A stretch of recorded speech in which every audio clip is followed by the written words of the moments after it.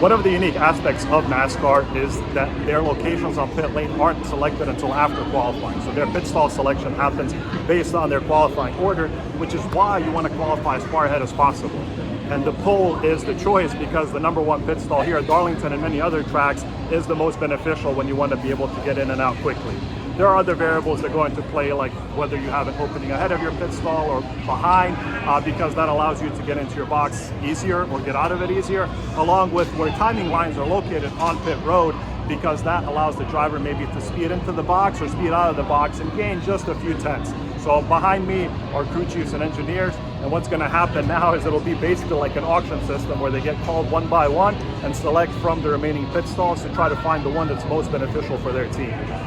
So now, as the officials have arrived, all of the crew chiefs and engineers are kind of negotiating amongst themselves so they can make deals with who they want to be near. Typically, the top running teams will try to negotiate with some of the teams that are further back because they may not be pitting at the same time if they're ahead of each other on track. This is where relationships in the garage matter, because if you can make friends with teams that may not be running in the same place on track as you, you can offer yourself some opportunities for an easy in or out, even if there isn't a free opening behind you or in front of you, because if somebody's 20 or 30 seconds behind you, you'll be done with your stop before they ever reach their box.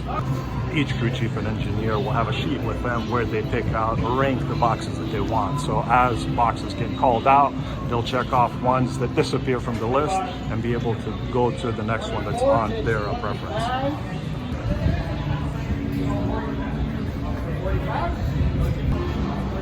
Once most of the boxes have been assigned, crew chiefs and engineers will start to walk away one by one, as their teammates will typically record the boxes, and even if they're not there, NASCAR will send out a notification of all the pit box assignments as soon as the selection process is done.